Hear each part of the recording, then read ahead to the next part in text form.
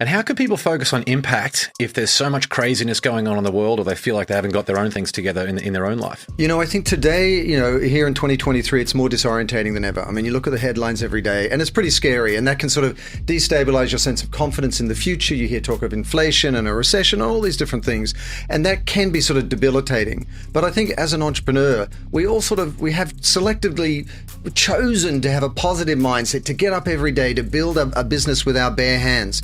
And so when you think about the reality of the marketplace that we're in, consider this. Every day, your employees, your customers, your investors are sitting there going, wow, our future looks pretty rotten in some ways. And the market forces are now rewarding companies that, are doing good. People want to buy from, work for, and invest in companies that are course correcting the future. And so it's not sort of Pollyanna, hey, let's go and make the future a better place. It's like, how do we leverage today's market forces so that we can scale our impact in ways that will build our business? And it's even, it's really fulfilling on a personal level at the same time. Who are some examples of companies that are doing it really well at the moment? There's many companies, some some that you don't know. I mean, I think there are startups, for example, like the Timberlands and the Virgins of the world that have now become household names that really have sort of built their brand on the strength of their impact on the environment or whatever it might be.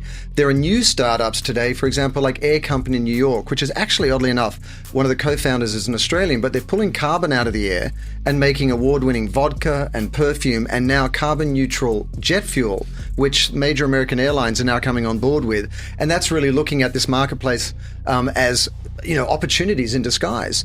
And then there are very, very large corporations out there, the Unilevers of the world and that are publicly traded companies, or the Patagonias of the world that are privately held, that really have demonstrated for a long time that you can commit to doing good and build a rapidly growing business. So it really applies to all different levels of business.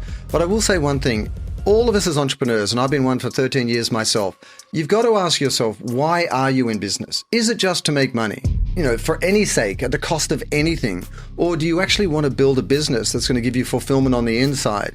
And I think, as a dad, as well as being an entrepreneur, I look at it and my daughter's future and I say, hey, I would actually love to be part of a business that is healthy, it gives me an income, it provides for my future, but I'm also being responsible to that future as well, not only in my own interest, but in the interest of my family and others.